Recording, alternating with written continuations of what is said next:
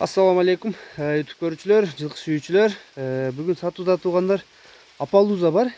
Порода Апалуза деген порода. Мындай бир өзгөчө дактары менен дене мүчөсүндөгү баягындай точка дактары бар. Апалуза. Бул болгондо дагы бунун баягы дактары баягы жерде түстү экен. Кулагы, анан боеп койгондой кулагы, куйругу туугандар. Анан негизги өңү ак түстү экен. Ак боз. Bu tay tuğanlar bir yaştay, bir yaştan emin ötüp kaldı. Negizde bir yaşta aytaylı. Boyu 1.40'ın tegere eken.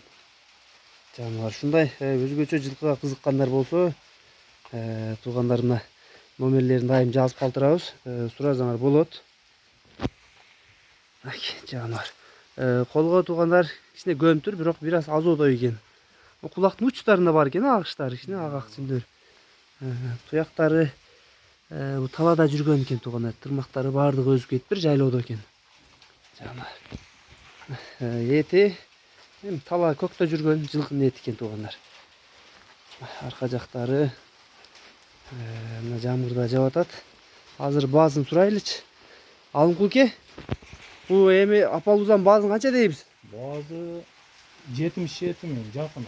77 миң, кеми барбы? Азыр ак кем бар. Bir özgöçө жылкы экен бул, өңү түстөрү. Апалуза деп интернеттен көргөндөр бир аз башкачараак болчу эле, монун дактары бир өзгөчө экен. Мындай баягы топтон, талпадан айырмаланып жүрөт кезинде буну минсеңчи, таанымал болуп, мына туугандар, баазын сурадык, Аксыда тай Алымкул акенин корозунда үйүндө. Ушул адамга байланышка чыгып, кеми бар, Кыргызстанчы доставка бар. Суразаңар болот мына туугандар. Кимге ушундай өзгөчө тай керек болгон болсо, номерлерге байланышкыла.